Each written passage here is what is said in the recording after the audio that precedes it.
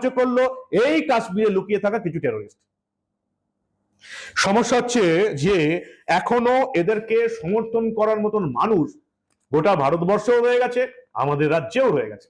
অদ্ভুত ভাবে মুসলিম ধর্মের কিছু মানুষ তারা সাপোর্ট করছেন, সাবিনা ইয়াসমিন বিজেপির ঘাড়ে দোষ চাপাচ্ছেন, মোহাম্মদ সেলিম নিজেদের জাত ভাইদের রক্ষা করার জন্য বিজেপির ঘাড়ে দোষ চাপাচ্ছেন। কিন্তু কিছু দোগলা হিন্দু আছে দীপক ব্যাপারীর মতন, যার বিরুদ্ধে অনেকে অভিযোগ করছে সেটা কি নিষিদ্ধ সংগঠনের সঙ্গে যুক্ত, যেখানে বলার কথা সেখানে বলে দেবো।